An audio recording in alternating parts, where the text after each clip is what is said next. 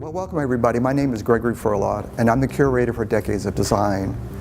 How we arrived at the exhibit was that I decided to break it down into decades. So we started in the 40s, and we ended up in the 2000s.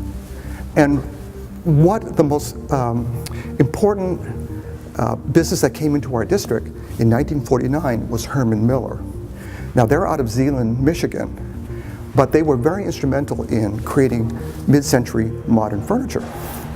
And the two prominent designers were Charles and Ray Eames, who happened to live in Los Angeles.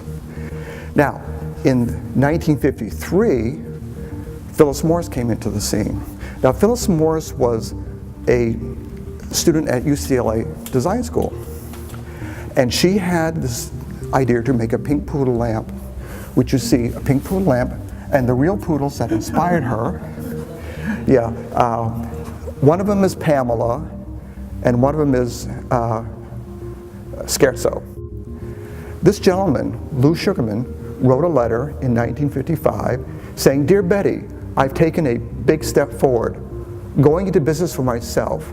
But this was Robertson Boulevard, 144 North Robertson Boulevard. Now, in the 70s, specifically 1972, Sally Sirkin Lewis came to town. Now she's still on Melrose Avenue. She moved a couple doors west of her original location, but this represents someone who came in the 70s, someone who came in the 50s, someone also 50s going to the 60s, 70s, and people who are still here, who make our community what it is, and these people provide the inspiration.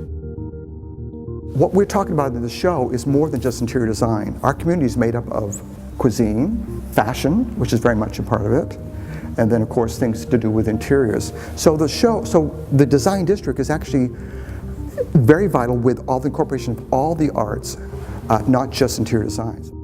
What we're going to do is going to look at the first ever timeline of West Hollywood Design District. I'm going this way. Now, how we got to this timeline, I said, was because Ron Cates, who's still with us and has an office down the street, had these wonderful archives. And here's the first known map of the design district. So my job as a historian is to try to find as much information about all these companies, so it's just not a series of pictures. For the avid student of history who really wants to know about the district, it's here.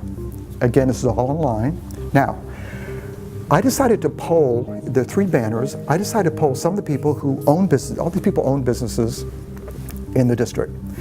And I asked them, why did they come here? Why West Hollywood? They could go to New York or any place. So you can read all these wonderful quotes of why West Hollywood is the place for these people. Now, here's the interesting thing. Many people recognize this photo because of television and all the media exposure they get. But many people do not know that Guillermo started Sir Restaurant in '98 by himself. It's all about a vision he had, and now look at where it came. But he stayed in West Hollywood, he made it his own, he made it his home, and this is a wonderful success story of all the business I could think of, how he had this single vision and turned it into something that's now known worldwide. And it's right here. Before it became known as the Creative City, it was known as the Gay Camelot. And the business district, the business leaders wanted to change that to Creative City and not Gay Camelot. And it says here, over the last 2 years, the nonprofit marketing organization, one of the few of its kind in the nation, has produced a stream of innovation brochures, banners, and catalogs trumpeting West Hollywood virtues as a creative city, which is what we're known as today, while downplaying the significance of its sizable homosexual population.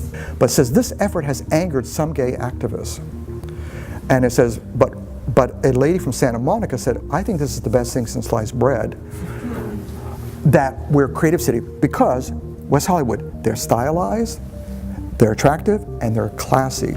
They are carving out a whole new niche, and I think that other cities will follow their example. There was a time in the West Hollywood design story where fashion was not a major part of the design scene, but one person pioneered that, and that person is Tommy Purse. Now there he is today. But back in 1970s, there he is, looking very much like a Howard Stern lookalike. But in 1969, just one store away from the Troubadour, was this black painted building.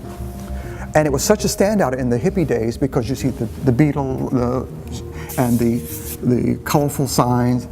But what he did was change the mindset of the LA fashion scene.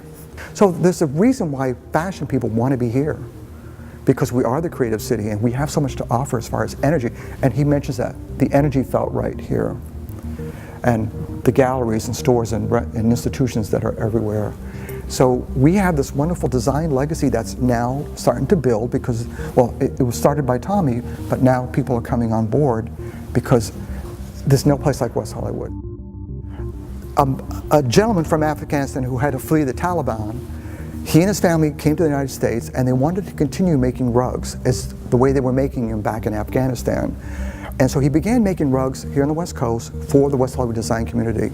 Now, when it was safe to go back into Afghanistan after the fall of the Taliban regime, in 2012, they went back in and they set up factories to start weaving rugs again like their family had always done for the West Hollywood market. And this is an award-winning rug on several occasions, and it's a prime example of the handiwork of these women who now work in safety. They have a place to go to and their children where they get education.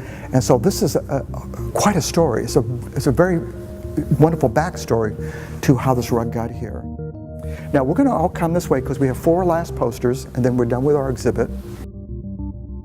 Now, here's the original invitation to the showroom of Dennis and Lee. Now, Dennis and Lee is still here in West Hollywood, so you can go visit their showroom. Unfortunately, the owners have passed away, but I wanted to show, if you were invited to their opening in 1959, you walked in there, this is the invitation you'd get. So here's something that no one has seen before. It's never been online, never been published. Now, Thomas Lavin, who I mentioned, who had a showroom on Beverly Boulevard, I asked him to give me ideas that he had. So here's the thoughts coming from his head of things he thought about. Clark Gable's white linen suit, Fortuny gown, Book of Kells artwork, the Termesval spa in Switzerland, all played into why he created a showroom. So I wanted the viewer to come to this exhibit and see people's thoughts. And then they can go to his actual showroom to see how he translated that. Now over here, we have Christopher Guy, who came to our community in 2012 with his sense of glamour and chic. And he's added such a wonderful global flair to our district. And here he is opening his showroom in 2012 with the ribbon cutting and his current collection inspired by Coco Chanel. Now, we come over to what I call the most glamorous lady in West Hollywood, Nancy Corzine. Now, she does have a book out called Glamour at Home, and I asked her for the most glamorous shot she could give me. And here we have her sitting on her beautiful design sofa with roses and her dogs, and showing some of the glamorous settings she's created here in our area. And when I asked Nancy to tell me why she chose West Hollywood to start her business, she came up with this wonderful quote: West Hollywood Design District is the center of the high-end world. It is where it all began. So this is a wonderful place to end our exhibit and end our story of West Hollywood Design District. It's where it all began. Thank you.